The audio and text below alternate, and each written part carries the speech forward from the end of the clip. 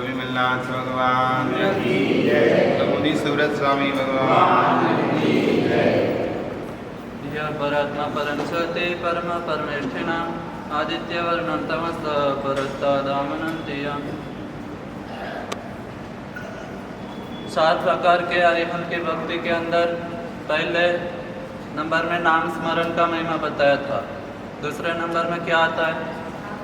स्थापना, आकृति स्थापना। स्थापना यानी क्या?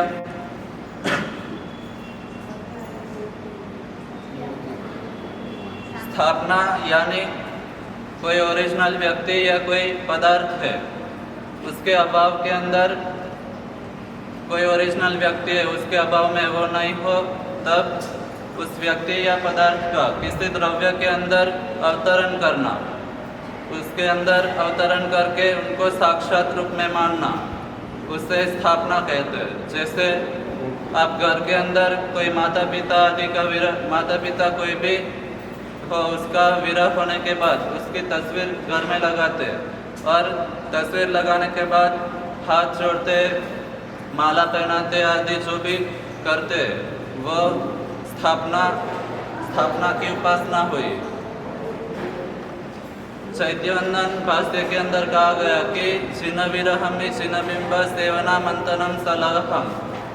जिनेश्वर भगवान के विरह में हमारे पास में अभी जिनेश्वर भगवान साक्षात नहीं है, उनके साक्षात दर्शन भी नहीं हो सकते, लेकिन जिनेश्वर भगवान की प्रतिकृति, जिनेश्वर भगवान जैसे दिखते थे ऐसे उनकी प्रतिमा हमारे पास में है। उनके जिनेश्वर भगवान के विरह में उनकी प्रतिमा हमारा आलंबन है। वीर विशेषी महाराजा ने भी पूछा की डाल में कहा, विषम काले चिन्ह बिंब चिनागम भव्यन को आधारा। इस विषम काल के अंदर जिन बिंब और चिनागम, जिन मूर्ति ही हमारे लिए आधार है। आधार कार्ड होता है, आधार कार्ड, उसमें क्या होता है? उसकी साइज कितनी होती है?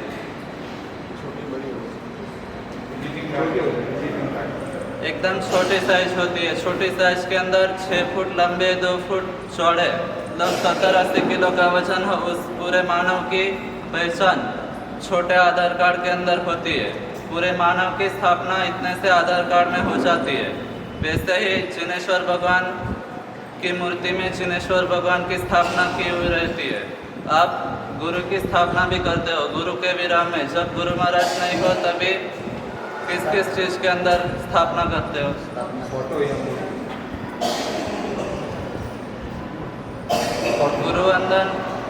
गुरुवंदन भाष्य के अंदर कहा गया कि अखे वराड़े व कट्ठे पुथे अचित कमे सपावम असपावम गुरु ठवना इतरा व कहा। अक्ष यानी समुद्र में बेइंद्रिय, समुद्र के अंदर शंख के जैसा एक बेइंद्रिय जीव होता है। उनके अंदर से जीव निकलने के बाद वो उसकी बॉडी, बेइंद्रिय जीव की बॉडी ऊपर आ जाती है। वो ऊपर आने के बाद जो भी बेचने वाले होते हैं वो बाहर निकाल लेते हैं और उसके अंदर गुरु की स्थापना करते हैं। वो पहले के ज़माने में ऐसे करते थे। अभी जो हमारे ये स्थापना जी के अंदर होते हैं वो भी अक्ष आयरिया बोलते हैं। वो अक्ष स्थापना, उसके अंदर गुरु की स्थापना करते हैं। वराटक यानी एक लकड़ी के जैसा कोई पहले के ज़माने में आता था, उसके अंदर गुरु की स्थापना करते थे। अखे वराड़े व कट्ठे पुथे अचित कम्या। कास्ट के अंदर, पुस्तक के अंदर जिनेश्वर भगवान की या गुरु महाराज की फोटो हो, उसके अंदर भी गुरु की स्थापना कर सकते हैं। ये पहले के ज़माने में करते हैं। अभी तो पंचेंद्रिय नौकार और पंचेंद्रिय जिसमें लिखा उसमें ही कर सकते हैं। और चित्रकर्म यानी कोई भी चित्र, कोई भी नहीं, गुरु महाराज का या भगवान का चित्र हो उसके अंदर स्थापना कर सकते हैं।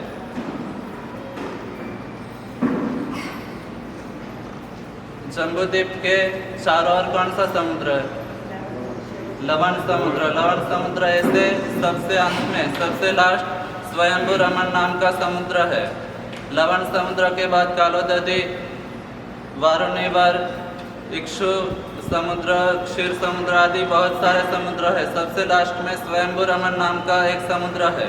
उस समुद्र के अंदर हमारी नजर में जितने भी आकार है, दुनिया के अंदर जितने भी आकार है, उन सब आकार की मछलियाँ उस स्वयंभू रमन समुद्र में रहती है। हमारे आकार की भी कोई पुस्तक, टेबल, कुछ भी हो, उस सबके आकार की मछलियाँ उस स्वयंभू रमन समुद्र में है, सिर्फ 2 आकार छोड़कर। एक कौन सा बताया क्या? बंगड़ी और नलिया। बंगड़ी और नलिया, ये 2 आकार छोड़ के सभी आकार की मूर्तियाँ, सभी आकार की मछलियाँ उस स्वयंभू रमन समुद्र में रही हुई है। कोई जीव यहाँ से मरकर अगर स्वयंभू रमन समुद्र में जाए तो वो भगवान के आकार की मछली देखकर उसको जाति स्मरण ज्ञान होता है और समत्व की प्राप्ति करके वो सद्गति भी प्राप्त करता है।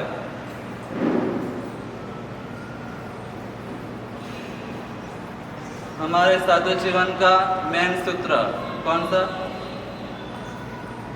10 वैकालिक सूत्र। यह हमारे साधु जीवन का मेन सूत्र है। इसकी रचना करने वाले स्वयंभव सूरी भी एक स्थापना निक्षेपा के प्रभाव से इनको दीक्षा मिली।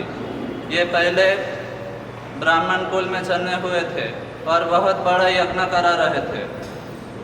यज्ञ के अंदर कोई साधु महाराज गोचरी वेरते यज्ञ के मंडप में आ गए और बोला कि अहो कष्टम तत्वन्न ज्ञायते परम। ये तो कष्ट ही कष्ट है, तत्व तो इसमें कुछ भी दिखता नहीं है। स्वयंभव ब्राह्मण ने देखा कि ये जैन साधु है, जैन साधु कभी झूठ तो नहीं बोलते। उसने जो गौर ब्राह्मण, जो यज्ञ कराने वाला, जो क्रियाकांड कराने वाला ब्राह्मण था, उसको धमकाया, उसको तलवार दिखाकर कहा कि ये यज्ञ का प्रभाव इतना क्यों है, इतना प्रभाव क्यों। तभी जो क्रियाकांडी ब्राह्मण था उसने बोला कि ये यज्ञ स्तंभ के नीचे शांतिनाथ भगवान की प्रतिमा है, इसलिए इस प्रतिमा के प्रभाव से ये यज्ञ का इतना प्रभाव है। तभी स्वयंभव भट्ट ने यज्ञ स्तंभ को तोड़कर उसके नीचे से शांतिनाथ भगवान की प्रतिमा प्राप्त की और प्रतिमा के दर्शन करते ही उसका मन वैराग्यवासित हुआ और बाद में दीक्षा ली। भगवान की प्रतिमा कैसी होती है? एक स्तवन में आता है, विमलनाथ भगवान के स्तवन में ही। आपके गांव के जो राजा है वो विमलनाथ भगवान के स्तवन में ही आता है। अमिया बरे मूर्ति रचिरे उपमाना गटे कोई शांत सुधार सझेलते रे निर्खत तृप्ति न होय विमल जिन बिठादोयन आज। अमृत से भरी हुई मूर्ति मतलब कितनी शांत प्रशांत उत्तम रस से भरी हुई मूर्ति। ऐसी मूर्ति देखकर स्वयंभव भट्ट को भी भगवान पसंद आए और वैराग्यवासित होकर दीक्षा ली। बाद में उन्होंने ये 10 वैकालिक सूत्र जो अपने मनक नाम के पुत्र जो बाद में दीक्षा ली थी उनके लिए ये 10 वैकालिक सूत्र की रचना की, जो रचना आज भी मौजूद है। और हमारे साधुओं के अंदर जो भी दीक्षा लेता है, दीक्षा लेने के बाद बड़ी दीक्षा नहीं हो, उससे पहले ये 10 वैकालिक के 4 अध्ययन पढ़ना जरूरी होता है। इसके अंदर साधुओं के आचार विचार, गोचरी कैसे जाना, गोचरी कैसे वापरना, सब लिखा हुआ है। जगन महामोह निद्रा प्रत्युष समयोपमं मुनि सुव्रत नाथस्य देशना। छवन कल्याण 12 महीने के अंदर ऐसा कौन सा महीना है जिस महीने में सबसे ज्यादा कल्याण आते हो? गिनती वह तो बोल दो।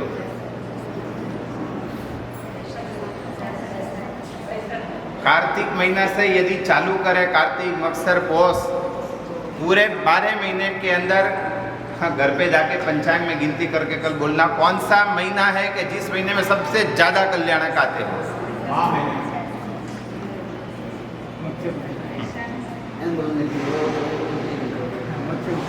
माह महीने में सबसे ज्यादा कल्याणक है, पंचांग खोल के देखना। सबसे ज्यादा 15 तिथियों में 19 कल्याणक है। तिथियां 15 न कल्याणक कितने? 19 कल्याणक।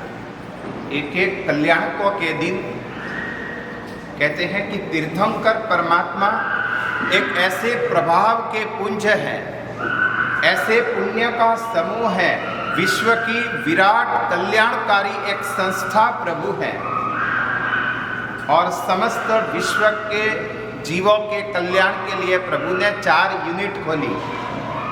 नाम, आकृति, द्रव्य और भाव। इन 4 में से कोई भी एक आधार लेकर के अपनी आत्मा का कल्याण करे। कोई आदमी अपने को खास प्रिय हो ना, खास पक्का फ्रेंड हो, खास प्रिय हो, उसकी क्या क्या चीजें आपको प्रिय लगे? जो आपका खास मित्र हो या खास प्रेमी हो, उसकी क्या क्या चीजें अच्छी लगे? अरे उसका सब अच्छा लगे। हाँ, जिसके प्रति प्रेम है, राग है, वो गाली दे तो भी अच्छी लगे, वो थप्पड़ मारे तो भी अच्छी लगे, वो जो कपड़े पहनता है वो भी अपने को अच्छे लगे, उसके कलर की चॉइस वो भी अपने को अच्छी लगे। मधुराति पते रखिलम मधुराम। प्रभु तीर्थंकर परमात्मा के लिए कहा गया कि तीर्थंकर की क्या चीजें आपको अच्छी लगे? सब अच्छी लगे। सब यानी क्या? परमात्मा की आकृति भी अपना कल्याण करे, परमात्मा का आचरण भी अपना कल्याण करे, परमात्मा की साधना, परमात्मा की देशना, परमात्मा के समवसरण, परमात्मा के प्रातिहार्य, भगवान का विचरण, प्रभु की स्थिरता, ये सब अनेक आत्माओं के कल्याण करने वाली है। लेकिन एक शर्त है, प्रभु की आकृति हो कि प्रभु का आचरण हो, भगवान की साधना हो कि प्रभु की देशना हो, भगवान का समोसरण हो कि प्रभु के प्रातिहार्य हो, प्रभु का विचरण हो कि प्रभु की स्थिरता हो। इनके माध्यम से यदि कल्याण करना है तो उनके अभिमुख जाना पड़े, उनका ध्यान करना पड़े। अपने तप हो रहे हैं इन चातुर्मास के कालों में, अनेक जगह पर अनेक अनेक तप होते हैं, उसमें एक समोसरण तप भी आता है। उसमें क्या है? प्रभु के समोसरण की कल्पना है और समोसरण का ध्यान है। प्रातिहार्य तप भी आता है। भगवान के उन सारी की सारी घटनाओं के द्वारा यदि कल्याण करना है तो या तो उनकी साधना करनी पड़े, ध्यान करना पड़े, या उनके अभिमुख जाना पड़े। लेकिन कल्याणक एक ऐसी चीज है कि अपन देश के क्षेत्र के कौन से भी कोने में बैठे हैं, वो कल्याणक का प्रभाव चारों तरफ फैलता जाए, फैलता जाए, फैलता जाए। सबसे ज्यादा महिमा इस कल्याण की बताई। कल्याणक एक एक घटना प्रभु की कल्याण करने वाली बने। भगवान अपने पूर्व के तीसरे भव में क्या बांधे? तीर्थंकर नाम कर्म बांधे। और वो बांधने से पहले एक भी भगवान ने ऐसी भावना भाई है कि मेरी यदि चले तो सबको ज्ञान के रसिक बना दूं, या सबको तप के रसिक बनाऊं, या स्वाध्याय के रसिक बनाऊं। ऐसी कोई भावना भावे? क्या भावना भावे? सभी जीव करूं शासन रसी। सबको किसके रसिक बनाने की इच्छा? हाँ, अलग अलग योग भगवान ने नहीं पकड़े, ज्ञान के बनाऊं, तप के बनाऊं, संयम के बनाऊं, व्रत के बनाऊं, ऐसा भगवान ने नहीं सोचा। शासन के रसिक बनाऊं। शासन में सब आ गया ना? शासन में खुद भगवान भी आ गए। मेरे खुद के रसिक बनाऊं, ये भी नहीं सोचा। समस्त जीवों को शासन के अंदर समाविष्ट करूं। कितनी उनकी करुणा, कितनी करुणा प्रवाहित होती होगी कि जिससे वो भावना भावे। और आज कल्याणक च्यवन कल्याणक। च्यवन मतलब देवलोक से माता के गर्भ के अंदर आना। तीर्थंकर परमात्मा जब माँ की कुक्षी में आते हैं नी, प्राय करके प्रभु कौन सी गति से आवे? देव गति से। और शायद देव गति से न आवे तो कौन सी गति से आवे? नरक गति से आवे। जैसे अभी श्रेणिक महाराजा कहाँ से आएंगे?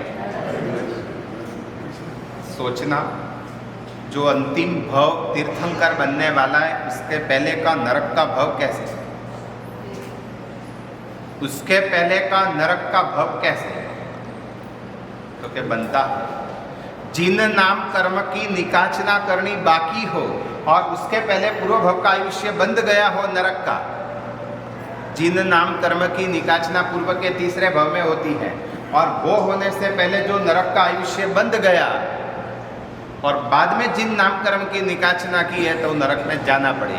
और तीर्थंकर के लिए नियम है, यदि वो नरक में भी जाए तो तीसरी नरक से आगे नहीं जाए, तीसरी नरक से आगे नहीं जाए। और नरक के अंदर भी जाए नहीं तो 7 सागरोपम से ज़्यादा उनका आयुष्य भी नहीं होता, यानी 7 सागरोपम तक लिमिट बताइए तीर्थंकर के आत्मा की।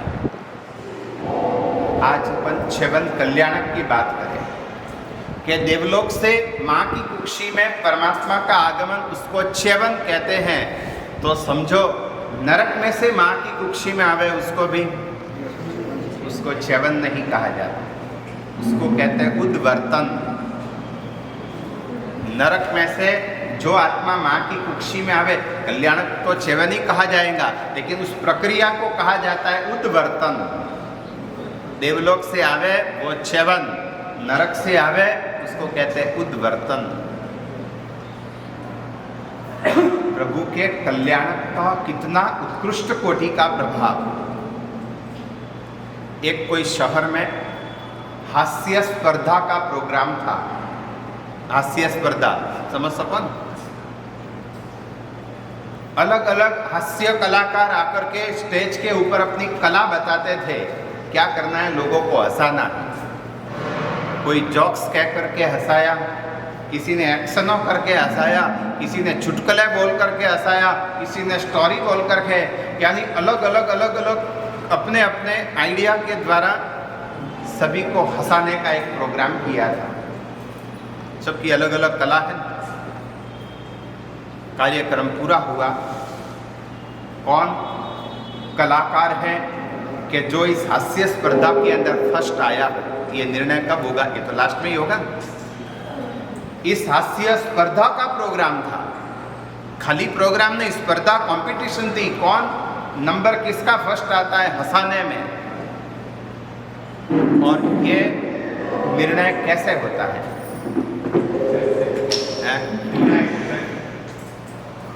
जो भी निर्णय करे किस आधार से करे? उसने अच्छे कपड़े पहने हो उससे निर्णय हो?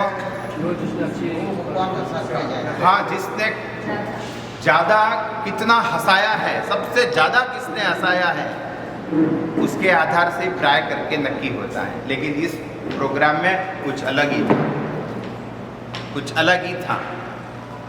प्रायोजकों ने 3 ऐसे आदमियों को बुलाया था, उनको आगे की कुर्सी पर बैठाया, दर्शक के रूप में आगे की कुर्सी पर बैठाया। उनका चेहरा ऐसा गंभीर, जिंदगी में वो कभी हंसे नहीं। हाँ, बनता है ऐसा। हाँ, इस दुनिया पर है ऐसे लोग जिनके जीवन में कभी हास्य आया ही नहीं है। न जाने कैसा उनका चेहरा है। आपके संबंधियों में कोई न कोई होगा ऐसा। अरे खुद की शादी हो नहीं तो भी नहीं हंसे होंगे वो, और दूसरों की तो बात ही क्या करें। हाँ, लड़के का जन्म हुआ हो कि पोतरा हुआ हो तो भी हंसी नहीं आई हो उनको। और कितने के चेहरे ऐसे होते हैं कि बिना कारण उनका चेहरा बत्ती सी खुली की खुली रहती है। शोक सभा में बैठा हो तो हंसते ही रहते हैं, और ऐसे आदमियों को शोक सभा में भेजा भी नहीं जाता है जो हंसते ही रहते हो। वो उनका चेहरा ही ऐसा रहता है। ये 3 आदमी ऐसे लाए कि इनको कौन हंसाता है। कैसे भी अच्छे से अच्छे प्रसंग लाओ, लेकिन उनके चेहरे पे कभी हास्य नहीं आवे। ऐसे व्यक्तियों को जो हंसाएगा उनको फर्स्ट नंबर दिया जाएगा उस स्पर्धा के अंदर।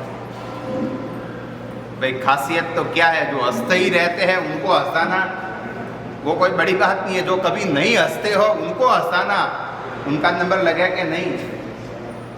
प्रभु का कल्याणक कहते हैं कि किसको आनंद देवे, तो क्या देवलोक के देवता तो हमेशा खुश ही खुश है, हंसते ही हंसते रहते हैं। भाई प्राय करके तो खुश ही खुश है ना, कितना सुख है, कितना वैभव है, वो हंसते रहते हैं। नरक के जीव, हम तिर्यंच गति के जीव, उनको भी थोड़ी बहुत खुशी है, नहीं है? देखो नहीं, मेघ गर्जना करता हो तो मोर नाचे, खुशी है कि नहीं? बादल जब मंडराए और कोयल पंचम स्वर के अंदर बोलने लगे, इतनी खुश हो जाती हैं, होता है कि नहीं? अरे कुत्ते खुश होते हैं कि नहीं होते? हम पूछड़ी पटपटाते हैं, कुत्ते खुश होते हैं, बिल्लियाँ खुश होती है, यानी तिर्यंचों के अंदर भी खुशी देखी जाती है। और मानवों को तो खुशी है ही नहीं है? खुशी है, प्रसंग बनते रहते हैं, खुशी खुशी है। अब कोई खुश ना हो तो कौन? नरक के जीव जो हमेशा दुख में है, उनके चेहरे पर कभी हास्य नहीं है, उनके जीवन में कभी सुख नहीं, शाता नहीं, हर्ष नहीं, आनंद नहीं, डिक्शनरी में भी यह शब्द नहीं है। वो सतत किसमें है? कल्पना तो करो ना, नरक में है क्या? घोर अंधकार, भयंकर अंधकार, या कुछ नरकें ऐसी कि जहाँ अतिशय गर्मी, कुछ नरक ऐसी जहाँ अतिशय ठंडी। अरे इतनी प्यास कि जिसकी कोई सीमा नहीं, ऐसी प्यास लगे, इतनी भयंकर भूख लगे कि जिसका कोई हिसाब नहीं। और प्यास में पीने भी क्या मिले? गरम गरम शीशे का रस, शीशा होता है, शीशा तपा हुआ, भयंकर प्यास लगी और वो पिलावे। भूख लगी हो तो नीरस पदार्थ खाने को मिले। परमाधामी देव हमेशा मारते रहे, जमीन में से शस्त्र निकलते रहे, एक दूसरे फाइटिंग करते रहे। बेचारा दौड़ करके वृक्ष के नीचे बैठे तो ऊपर से वो पत्ते गिरे, सामान्य पत्ते नहीं, तलवार की तरह तीक्ष्ण अणी वाले ऐसे पत्ते ऊपर गिरे। यानी उनके जीवन में सतत क्या है? सतत दुख, दुख और दुख। प्रभु का कल्याणक देवताओं को सुख दे, कोई बड़ी बात नहीं। तिर्यंचों को सुख दे, वो भी बड़ी बात नहीं। मानवों को सुख दे, वो भी बड़ी बात नहीं। बड़ी बात क्या है? तो नरक के आत्मा भी उस समय में काल स्थिति बदल जाती है। एक अटल नियम है काल स्थिति का। अभी चौमासा चल रहा है, अपनी ताकत है शियाला लाने की, गर्मी लाने की, काल स्थिति है, इसको कोई बदल नहीं सकता। प्रभु के कल्याणक का प्रभाव, नरकों की वो काल स्थिति क्षण भर के लिए बदल जाती है। शाता, आनंद, हास्य, सुख उस समय अनुभूति होती है नरक के जीवों को। देख लो प्रभु का कितना प्रभाव। जो हमेशा दुख में है उनको भी क्या दी प्रभु ने? शाता दी। ये कल्याणक का प्रभाव। कलिकाल सर्वज्ञ श्री ने, हेमचंद्राचार्य महाराज ने भगवान के पूरे जीवन के वर्णन रूप एक स्तोत्र बनाया, वितराग स्तोत्र। लगभग 8-8 गाथा का एक प्रकाश है, कम से कम 8 गाथा, किसी में 10 है, किसी में 11 है, 8 से कम नहीं है। 8-8 गाथा का एक प्रकाश, फिर दूसरा, तीसरा, ऐसे 20 प्रकाश बनाए। कितने? 20 प्रकाश। और 20 प्रकाश के अंदर किसी में भगवान के गुण वैभव को भरा, परमात्मा के त्याग वैभव को भरा, पुण्य वैभव को भरा। अलग अलग वैभवों से प्रभु के जीवन की वो महत्व की घटनाएं वितराग स्तोत्र के अंदर हेमचंद्राचार्य महाराज ने लिखी। भगवान ने विहार किया हो कि भगवान के प्रातिहार्य हो, भगवान के एक अतिशय हो या कुछ भी हो, उन सब का उन्होंने सुंदर वर्णन लिखा। लेकिन न जाने क्या हुआ, भगवान के जीवन की न जाने कैसी कैसी भी घटनाएं हो, मगर सबसे सर्वोत्कृष्ट घटनाएं तो पूरे जीवन काल की कौन सी? कल्याण।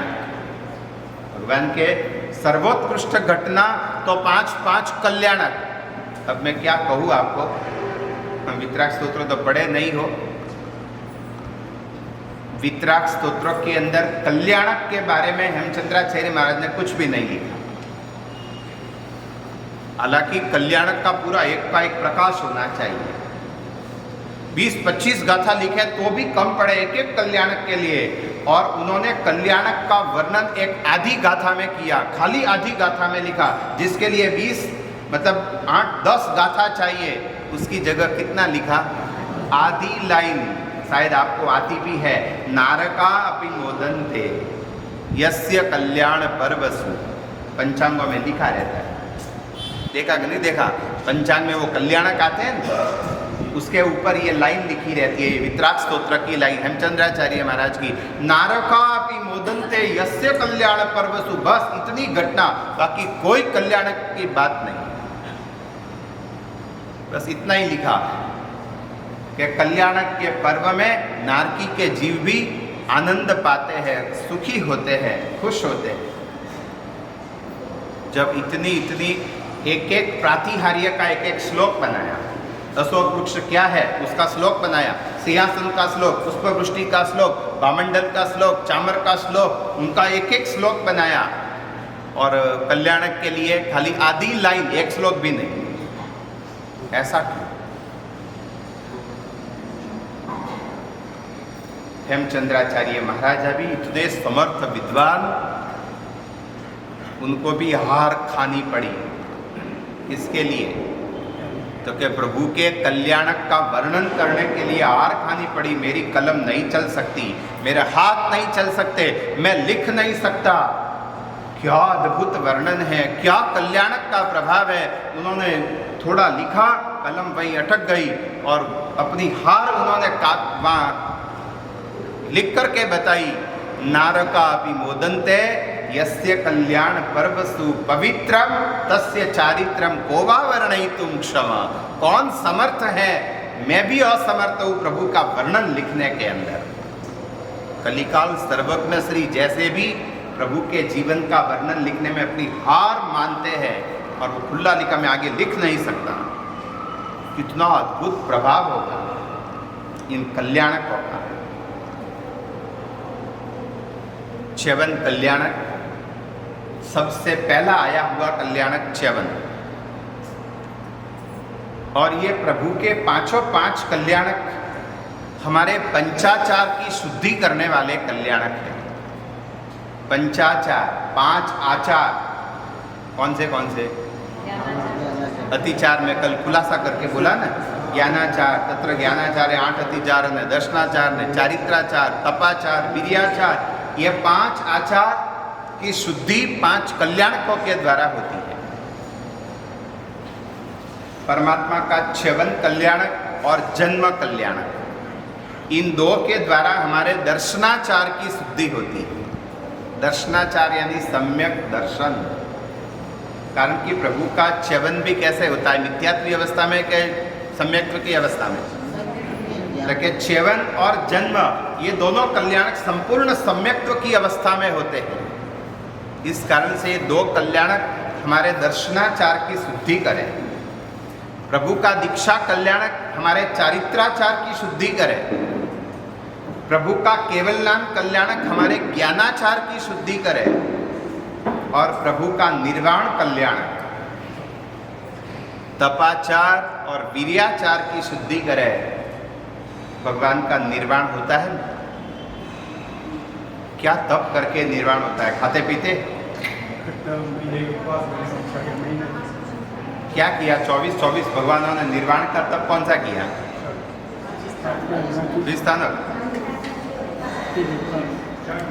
पहुँत्यारु शब 14 भक्ते 22 लया शिव मास तिथे छठे शिव पाम्या वीरवली कार्तिक वदी अमावस्या निरम।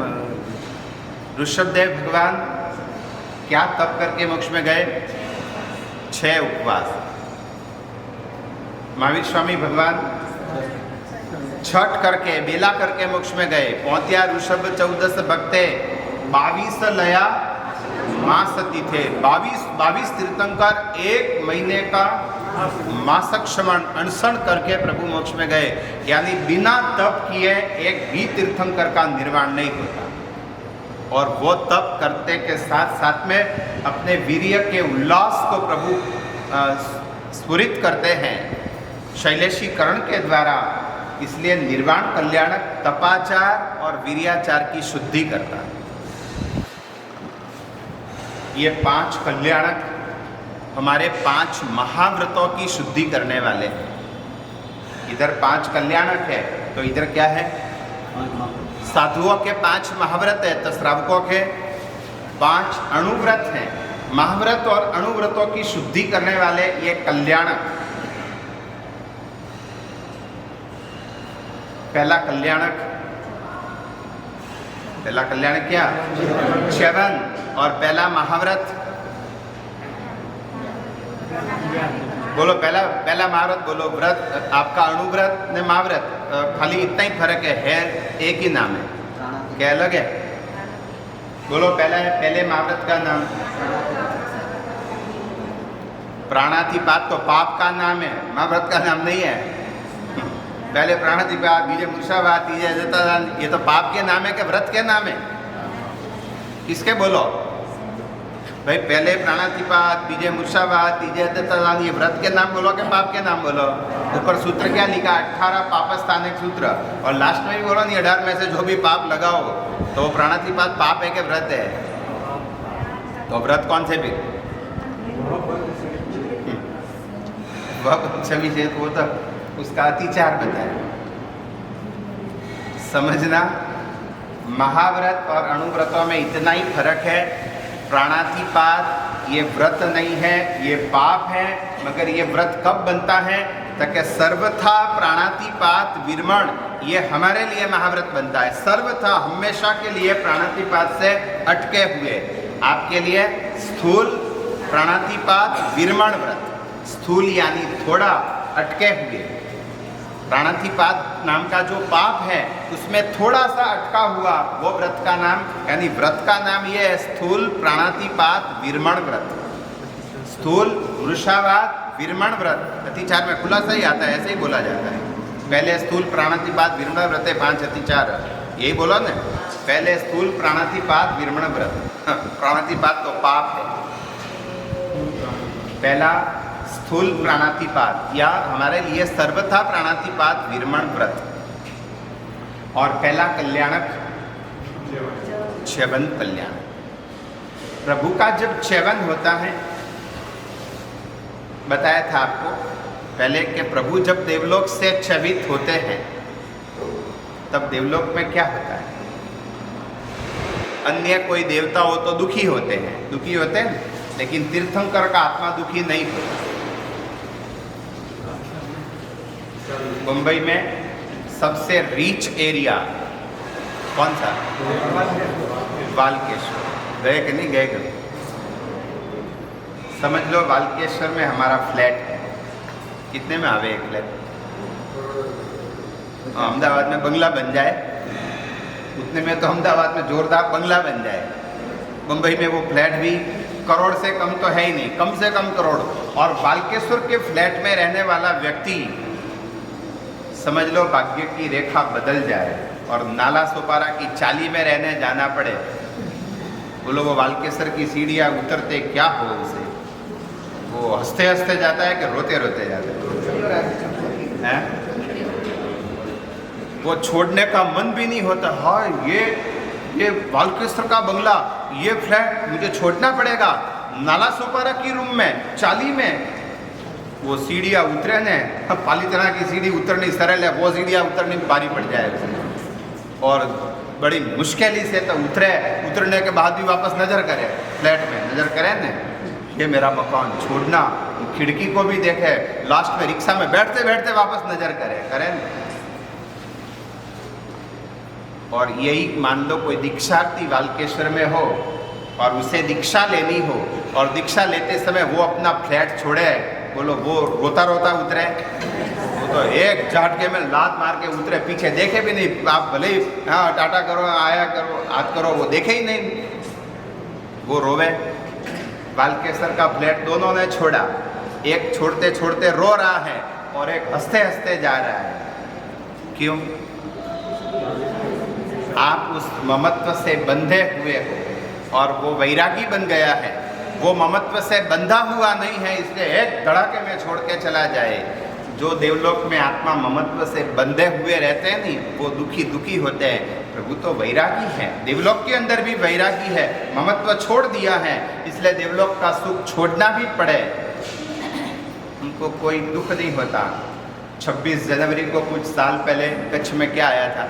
भूकंप। और आज भी कहीं न कहीं भूकंप के किस्से सुनने में आते हैं।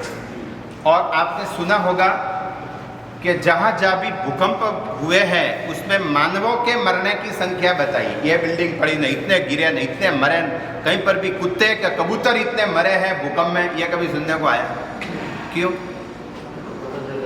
वो भूकंप के पहले ही उड़ जाते हैं।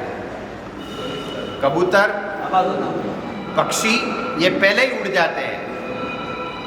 कारण आवाज मालूम पड़े कि न पड़े, लेकिन पक्षी अपने रहने के लिए माला बनाता है, पर माले में बंधता नहीं है, बंधनों में नहीं बंधता है, इसलिए आराम से वो छोड़ करके चला जाता है। अपन मकान बनाते हैं मगर उसके ममत्व में बंध जाते हैं, इसलिए वो छोड़ना भारी पड़ता है।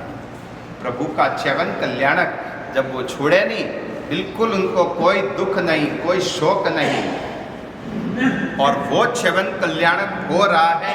माँ को पता कैसे लगे? 14 स्वप्न वो तो देखे हैं, इतने मंगलकारी स्वप्न हैं, इतने श्रेष्ठ वो स्वप्न हैं।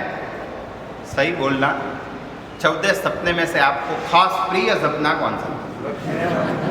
हाँ, आपके लिए नहीं, सबके लिए। सबसे ज्यादा चढ़ावा बोली, अरे सबसे फ्रेश सपना कौन सा? हाँ, जो पहला आया वो फ्रेश, बाकी के तो वासी है सब सपने। चढ़ावा लेना तो पहले नंबर का लेना, फ्रेश सपना। माँ ने सबसे पहले गंजवर देखा है, लेकिन अपन तो बंधे हुए हैं।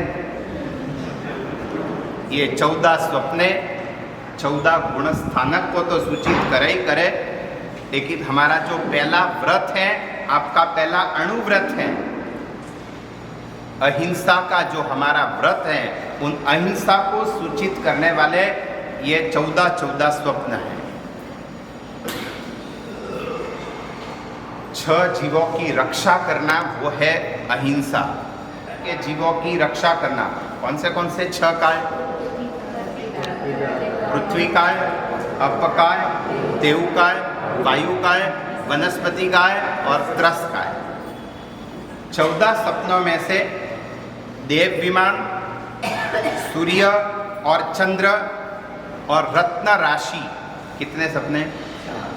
ये 4 स्वप्न पृथ्वी काय के स्वप्न हैं। पृथ्वी काय के, हाँ, वो सब पृथ्वी काय के हैं। विमान है ना, विमान है, अपने को दिख रहा है, वो क्या है? सूर्य थोड़ी दिख रहा है, विमान दिख रहा है। विमान तो पृथ्वी काय के बने हुए हैं। पूर्ण कलश, पद्म सरोवर और रत्नाकर, ये 3 स्वप्न अपकाय के सूचक हैं, यानी अपकाय के हैं। इन तीनों में क्या है? पानी तो आता है। पूर्ण कलश में क्या भरा है? पानी। पद्म सरोवर पानी, और रत्नाकर जहाँ वो समुद्र है वो भी पानी। ये 3 अपकाय की सुरक्षा के ये सूचक हैं। निर्धूम अग्नि, धुएं बिना की अग्नि, 14वां स्वप्न, ये देवकाय का सूचक। हवा के अंदर जो ध्वजा फरक रही है, ध्वजा है सपने में, वो वायुकाय की सुरक्षा का सूचक है।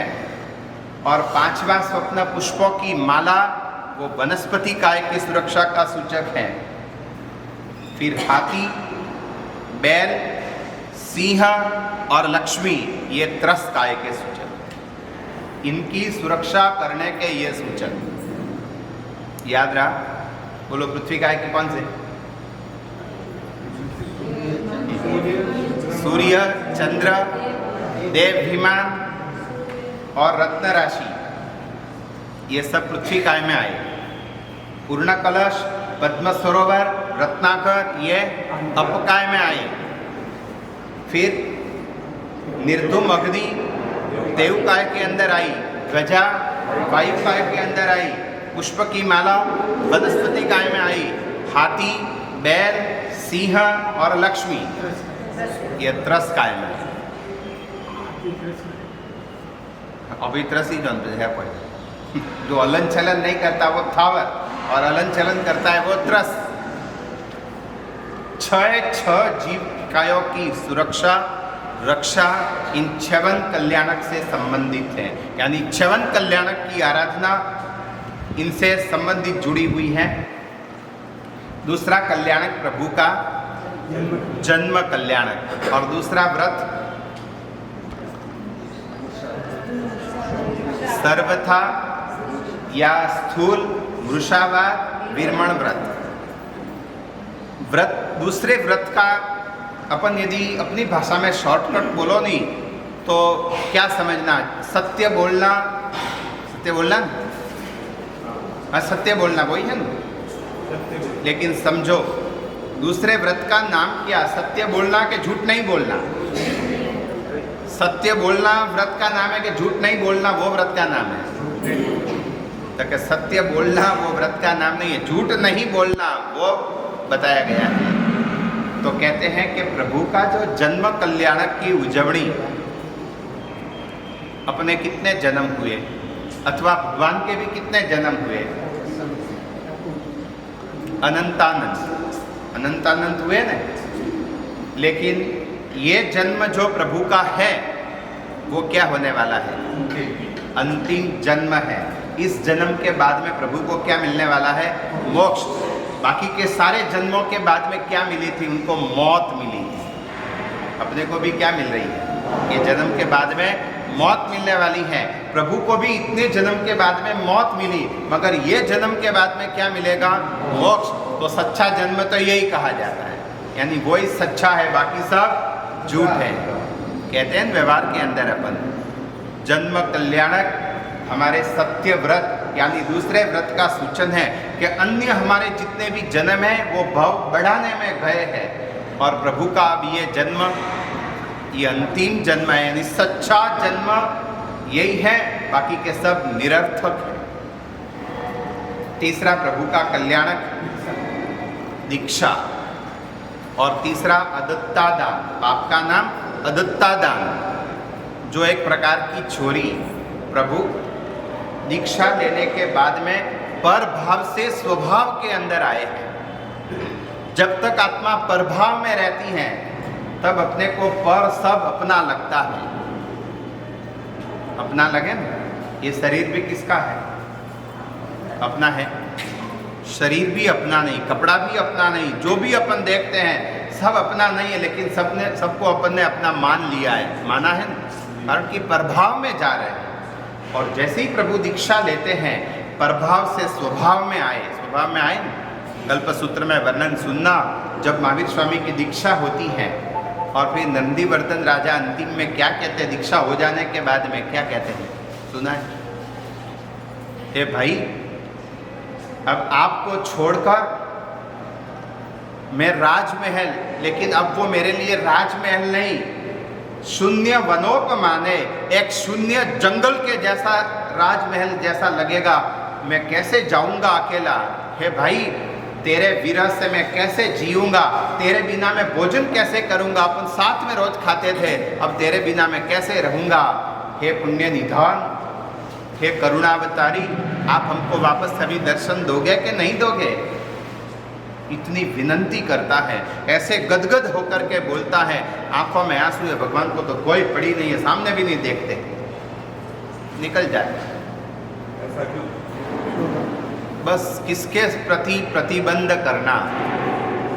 ये तो जन्मों जन्म के ऐसे संबंध रिश्ते बने हैं, जन्मों जन्म के बने हैं। अब वो प्रीति खत्म कर दी है भगवान ने, आत्मा से प्रीति जोड़ी है, प्रभाव से खत्म हो गए, स्वभाव दशा के अंदर प्रभु आए हैं।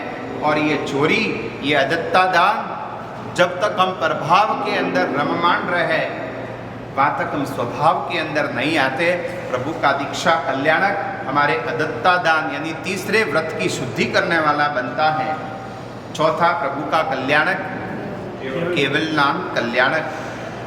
जब तक भगवान संपूर्ण मोह को खत्म नहीं करे वहाँ तक केवल नाम नहीं होता। और अपना चौथा मैथुन नाम का जो पाप है या मैथुन विरमण का जो व्रत है, मोह के कारण संज्ञाएं मजबूत बनती हैं और उन संज्ञाओं के द्वारा आत्मा न जाने कैसे कैसे पाप करता है। 10 संज्ञाओं में मुख्य आहार, भय, मैथुन, न परिग्रह, ये जो संज्ञाएं हैं नी, मोह के कारण ये संज्ञा मजबूत बनती है। और संज्ञा मजबूत बनी है, देख लेना, शायद आपको अनुभव है कि नहीं है, हमारी बहनों को अनुभव होगा। प्लेटफॉर्म पे रसोई बनावे ना, कभी कभी पानी ढुल जाता है प्लेटफॉर्म पे, गिलास हाथ में से गिर जाए या ठोकर लगे और वो कुछ आवश्यक काम में हो और पानी लूचना रह गया, क्या होता है, पानी धीरे धीरे धीरे धीरे ऐसे बहता है। जहाँ जिस तरफ ढाल हो नहीं उस तरफ पानी धीरे धीरे धीरे धीरे बहता है ना। और यदि हमारी बहनें कोई ऐसे कार्य में व्यस्त रही कि लूचना भूल गई, समय जाते जाते वो पानी तो सूख जाता है, सूख जाए लेकिन क्या रह जाता है, निशान रह जाता है। और जब दूसरी बार वहाँ पानी गिरेगा नहीं तो क्या होगा, वो पानी सड़सड़ाहट आगे बढ़ेगा, कारण कि उसको रास्ता बनाने की जरूरत नहीं, रास्ता पहले वाले पानी ने बना दिया है। समझ सकते हो, पहले वाले पानी ने रास्ता बना दिया है, पानी नहीं है मगर क्या है, पानी का रास्ता है। अब उस नए पानी को मार्ग बनाने की मेहनत नहीं करनी पड़ेगी, वो पुराने मार्ग पर अच्छी तरह से चलता जाएगा। मरने से पहले संज्ञाओं को जो खत्म नहीं किया भव तो पूरा हो जाएगा।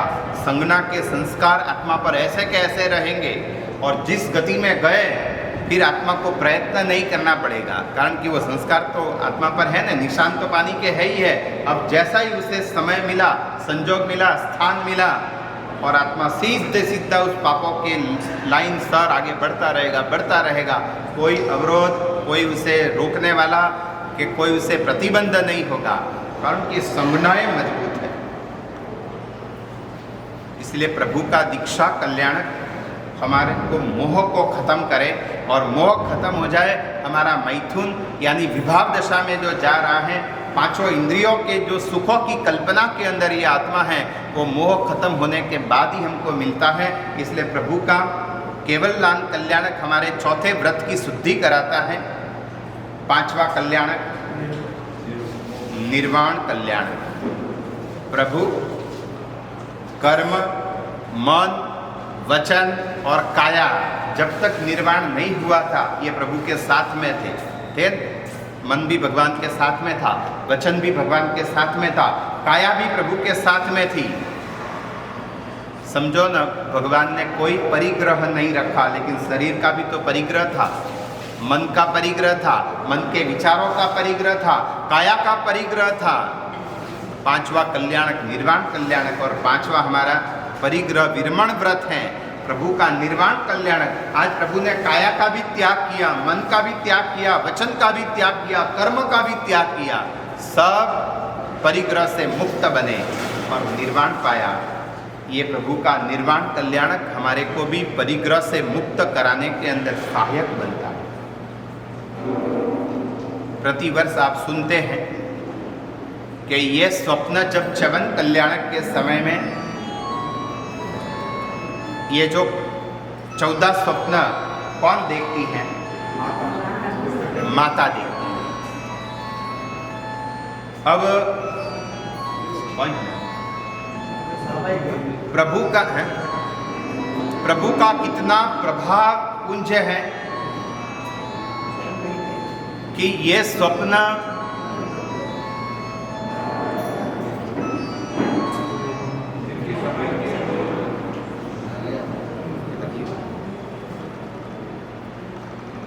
च्यवन कल्याणक के बारे में कहना पड़े, अप्रगट प्रभु का अप्रगट प्रभाव। भगवान का च्यवन हो रहा है, भगवान दिखते हैं, माँ को भी नहीं दिखते, किसी को भी नहीं दिखते हैं, तो भी माँ को संकेत मिलता है 14 सपना। भगवान महावीर स्वामी या कोई भी भगवान अपनी माँ की कुक्षी में आए, उस माँ ने 14 सपने देखा। महावीर स्वामी आए तब त्रिशला ने देखा, नंदीवर्धन आए तब थोड़ी देखा था। माँ का प्रभाव के भगवान का प्रभाव, परमात्मा का प्रभाव। भगवान के पेट में, माँ की पेट नंदीवर्धन भी आए थे, लेकिन त्रिशला ने नहीं देखा। ये प्रभु का प्रभाव, अप्रगट। प्रभु तो अप्रगट है, तो भी उनका प्रभाव अप्रगट और प्रगट दोनों रूप से दिखता है। और ये सपने आए कब? दिन को क्या रात को? मध्य रात्रि में। जब वो माता कौन सी अवस्था में होती हैं? हाँ, गदगदाहट जोरदार, वो खराटे भर रहे हो ना, ऐसी नींद में नहीं, अर्धनिद्रित अवस्था। आधी जागती है, आधी निद्रा में है, और उस समय में ये स्वप्न आते हैं। थोड़ी कल्पना करना, एक तो मध्य रात्रि का समय है, और ये भी वर्णन आपने सुना है, महाराजा के रहने का खंड अलग है और महारानी के रहने का खंड अलग है। दोनों अलग अलग खंडों के अंदर हैं। और मध्य रात्रि में जैसे ही सपने आए, वो माता जागती हैं, और जाग करके क्या करती हैं? मध्य रात्रि में 12-1 बजे हैं, और उसी समय अपने पति के खंड में जाती हैं। तो आदमी एकदम चमके कि नहीं, रात को कैसे आई तू यहाँ? परमिशन तो लेनी थी। जैसे ही वो महारानी प्रवेश करे, महाराजा जाग जाते हैं और क्या बोलते हैं? हे देवानुप्रिय। कि उनका नाम नहीं आता है नहीं उनको।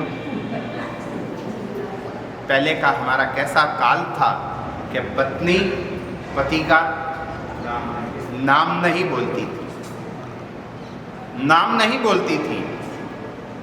मारवाड़ के कोई गामड़े में एक औरत, वो कोई फ़ोन रिचार्ज के लिए गई होंगी, फ़ोन रिचार्ज कराना पड़े, बेचारी समझे नहीं, गई। तो सामने वाले ने पूछा कि भाई तुम्हारे पति का नाम क्या है? नाम लिखा हुआ नहीं था, बोले ही नहीं। अरे बोलो ना नाम क्या? वो क्या 3 गंजी 3 गंजी। अरे 3 गंजी 3 गंजी क्या? वो समझा नहीं। बाजू वाला खड़ा था, क्या पागल है तू भी नहीं समझा? 3 गंजी 3 गंजी छगन जी, इनके पति का नाम है छगन जी। जो मत आओ कोई बेहतर। हाँ, तो करे क्या फिर? वो नहीं बोलते थे। ये हमारी मर्यादा थी। मर्यादा थी कि नहीं थी? देवानुप्रिय। रात को अचानक आई है, महाराजा गुस्से नहीं होते थे। रात को 2 बजे घरे मेहमान आवे तो, अरे 2 बजे अचानक मेहमान आवे तो थोड़ा बहुत अंदर लगेगा नहीं? पहले से फोन तो करना था, अचानक सीधे आ गए यहाँ। देखो कैसा उनका व्यवहार। और उसको उचित आसन पे बैठाते हैं। फिर वो महारानी कहती है कि आज अर्ध जागृत अवस्था में मैंने ये स्वप्न देखे हैं। ये वर्णन आता है। फिर क्या होता है? जब महारानी ये कहती है कि मैंने ये स्वप्न देखा है, फिर महाराजा क्या करें? अपने को जितना ज्ञान है उसके हिसाब से उस सपनों का वर्णन करते हैं। तेरे को ऐसा होगा, तेरे को ऐसा होगा, तेरे को ऐसा। क्या वो ज्योतिष है? क्या वो महाराजा ज्योतिष पढ़े हुए हैं? वो पंडित हैं? वो क्या जानकारी है उनके पास? नहीं है। एक स्वाभाविक मति के द्वारा वो एक वर्णन करते हैं। और यह सुनने के बाद महारानी क्या कहती है? ये स्वामीनाथ, आप जो कह रहे हैं वो यथार्थ है, वो सत्य है। आपकी बात मैं शिरोधार्य करती हूँ।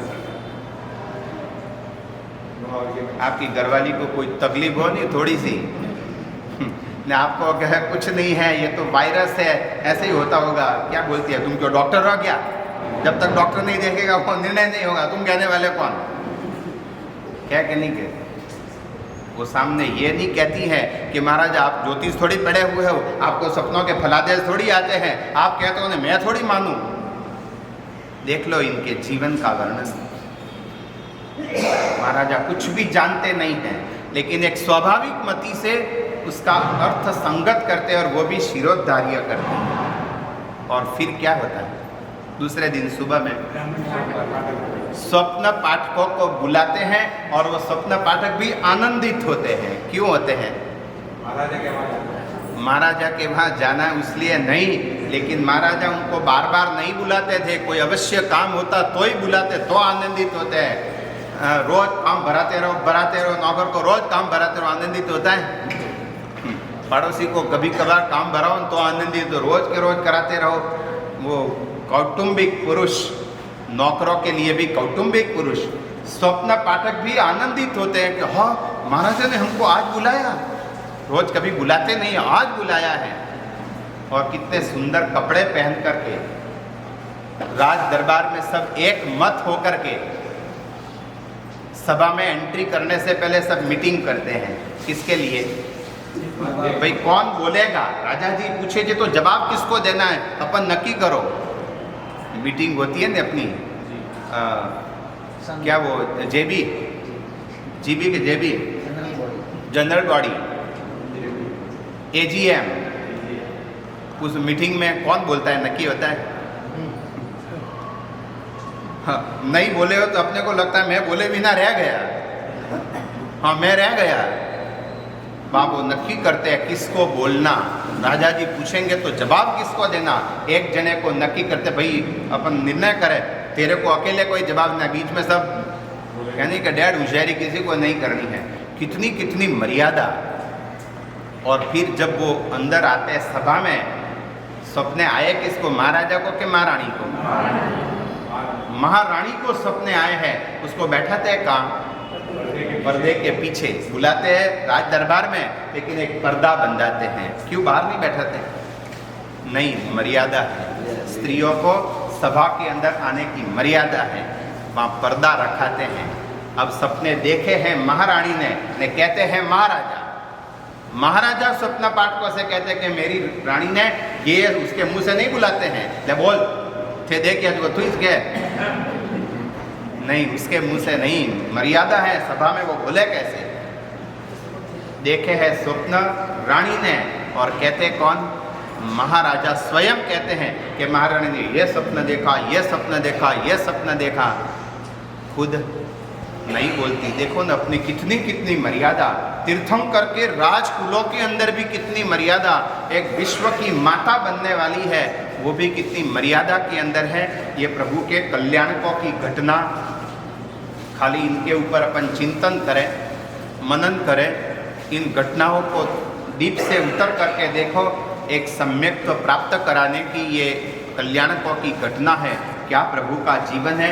आज मुनि सूरत स्वामी परमात्मा का क्या कल्याणक? च्यवन कल्याणक है। और उस च्यवन कल्याणक के द्वारा परमात्मा से यही कहना है कि प्रभु हमारी आत्मा बस विभाव दशा में जो घूम रही हैं, वहाँ से हमारा भी च्यवन हो जाए और हम स्वभाव दशा के अंदर आए। कितने दिन हो गए चौमासा चालू हुए? 1 महीना ऊपर। 17 तारीख को प्रवेश था। और रसोड़ा कब से चालू हुआ है यहाँ? 16 से चालू हुआ न? खाते खाते कितने दिन हुए? अब कदी छोड़ना खावा, कदी छोड़ना। इतने दिन तक, महीनों तक विभाव दशा खाते रहो, तीनों टाइम खाते रहे। अब हमको स्वभाव दशा के अंदर आना है। देखो एक से एक दिन अब बढ़ रहे हैं कि घट रहे हैं? पर्यूषण दूर जा रहा है कि समीप आ रहा है? नजदीक आ रहा है। अब गिनती के दिन बाकी हैं। आज रक्षाबंधन भी हो गई, श्रावण महीना पूरा हो गया, कल से भाद्रवा महीना चालू है। भाद्रवा यानी पर्यूषण का महीना आ गया। बस बहुत ही गिनती के कम दिन बाकी है। आंसू बोल जो कने कने फोन करे क्यों देशा पर गट्टा ही करनी है। कहो हमें वाला करे कि नहीं करे, अपनों पर केवारी फर्ज है कि नहीं? अभी की जरूरत कह जो बसे आ जाए भाई। 28 पर्यूषण के अंदर बस एक ही है, पर्यूषण के अंदर सामूहिक 28 सब कुछ अनुष्ठान सामूहिक रूप में होंगे। और इतना ध्यान रखना, चाहे अपना खुद का अनुभव होगा कि हमारे से तप नहीं होता है अपने को। कारण कि कितने जने ऐसे होंगे जिनको उपवास किए कितने दिन हुए? गई संवत्सरी रोकी दो भाई। हाँ, गत संवत्सरी का किया, वापस ये संवत्सरी को करेंगे। बहुत जना होते हैं साल में एक उपवास होता है। अब वो साल में एक उपवास और फिर अब ये 8 करने बारी पड़े ऐसा लगता है।